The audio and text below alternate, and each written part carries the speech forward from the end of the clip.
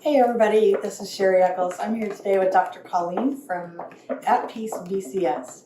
She's an animal hospice doctor who can help your family through some difficult times when losing a pet may be imminent.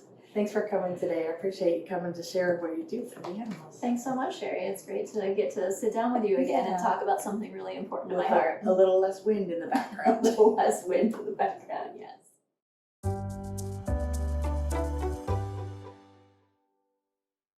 Animal hospice is primarily palliative care for in the home. Palliative care not just for the pet and any physical pain they may be experiencing, but also any mental or cognitive discomfort they may have. Some of the challenges that I support or help with are simple things like traction. What we don't recognize is the fear that an animal might have or the confusion. And so in addition to helping with pain management in hospice care, I'm also helping support some of their mental health struggles and some of the difficulties that we may not be able to see, but we can help with. Some of the occupational type therapy sort of thing. Yeah. Yeah, I guess you say traction, you mean as far as slipping and when they're trying to walk in? Yeah, that can be a really interesting problem that a lot of people aren't aware is as big as I believe it is. You know, if a dog is struggling to walk across a really slick floor, it may seem like, oh yeah, he slips a little bit, but it's okay. But what we're not factoring into that always is the fear. If your dog is looking at a tile floor and thinking, oh my goodness, how am I going to cross that? I might fall 5 times. That's something that we maybe don't need to put them through. And if we can find some traction options for them and put down some rug runners or yoga mats, that can go a long way to helping them feel a little more comfortable and confident walking through the home.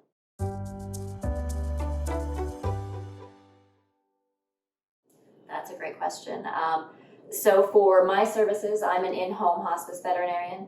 So I'll come to you. I'd love to sit down with the entire family and we can talk about the family's needs, and I'll of course observe and interact with any pets that are in need. And my goal is mostly conversational and will identify the best ways to support the pet and the family through the golden years, or however much time we have left. Okay.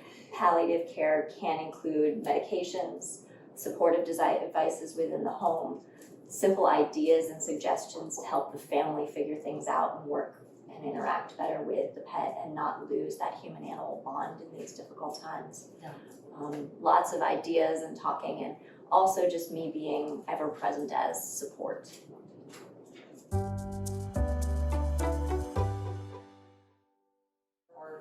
You know, what are things that we look at and we just kind of glance over and go, he's okay, but really he might be hurting and needing some pain relief in some form? That's a really important question, and it's one that gets overlooked a lot. I think when we're thinking about pain, we're expecting to see really obvious signs. We're expecting screaming and, limping and failure to move. However, when we're in chronic pain, we're not running around telling everyone about it. We're grinning and bearing it, right? Our back hurts, we're struggling, we have a hard time getting up in the morning. Or we're going to take some medications, or we're going to be a little bit slower with how we move and how we use our joints. So when we see our animals start to be a little stiffer in the morning, start to have a hard time getting up or laying down, or do start to slip on some of those tile floors, those may be some signs of pain that we could address. Even if they're doing fine, we're still seeing pain because they've become slower and they've become stiffer, and we can help with that. So we don't have to wait until they've stopped enjoying their normal activities. Oh, absolutely. absolutely. It kind of happens a lot sooner than that. Yeah, it sure does. And some animals, people are waiting till they maybe stop eating or they have some significant life changes. But especially if you have a lab, they're never going to stop eating. So I know that's right. So we want to look for some of the more subtle signs. Okay, so if we do start seeing the signs, they can, how long do you deal with Tramadol or whatever your veterinarian gives you for the pain management?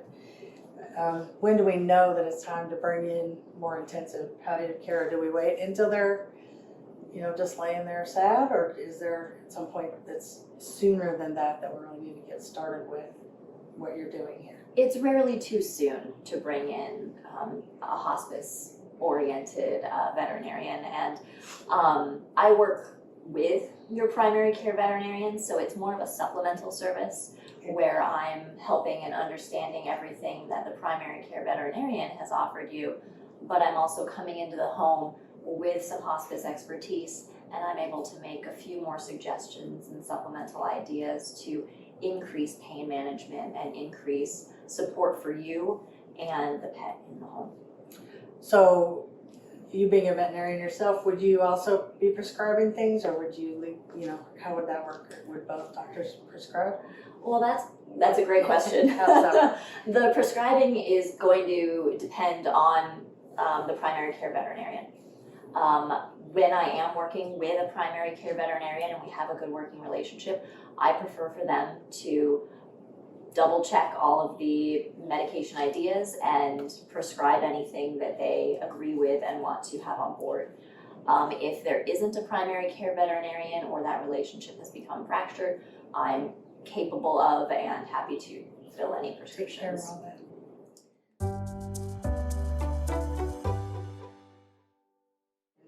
If they are having fear about walking across a room or slipping and sliding a bit, then the idea you talked about before was to put out yoga mats or towels or something so the dogs can walk across the floor and not be afraid. Are there other things like that we can do around the house to make life easier for our pooches when they're starting to get stiff and sore? Absolutely, there's so many. I actually carry devices that help with traction and with support of the hind end. Like I have help on up harnesses, I have sticky paw pads so that they can, any ideas that are going to help with traction. I have a lot of those ideas and I rent those out.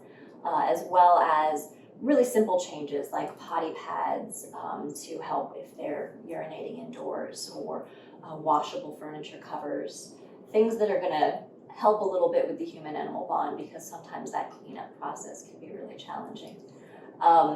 As well as special diets that are going to support their cognitive health, or diets and probiotics that are going to support their GI tract if they're having issues there.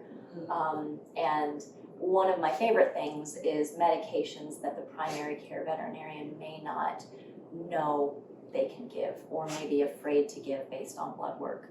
Once we reach the hospice point, we can make a decision on, are we prioritizing quality of life over potential long-term organ damage? So I may bring some drugs on board that would have been less ideal based on blood work, but if it's going to provide some comfort in the last couple of weeks, it's going to be worth it. When my boy was sick, he started not being able to hold his food down and throw up, but it wasn't all the time. It was sometimes, and I know that y'all came in and we talked about we could do testing on him and try to fix the one thing, but then something else would come, and he was already 12 and a half. He was a big dog, so he had a good life for someone who's 110 pounds, right? So my concern for him was kind of not to put him through a bunch of stuff he didn't understand and that might be kind of painful or anxiety producing, but to just take care of him home and give him as much love as I could and give him some pain pills when I perceived that he was having troubles getting up, If I saw that he was having troubles getting up in the morning. The whole thing was about kind of death with dignity, just keeping him comfortable. These are tough decisions we have as pet owners, and they just become part of the family. So someone like you, I can see where you'd be a big help in helping to decide what the next steps should be, and in keeping the pets really comfortable through the process. And also, I think helping the people through the process, because you've seen it many times. You've seen, I'm sure, families losing beloved creatures. I think kids especially, it would be good to do a little preparation. Is there a little book to prepare for losing your pet, or something like that? We do have some amazing resources for the whole family as far as knowing how to prepare and knowing when to get the steps in place. And of course, I'm a resource as well, and just helping everybody know what steps we're at and helping make the decision. So it doesn't need to be just you making these choices. I'm there, and I'm going to support everyone.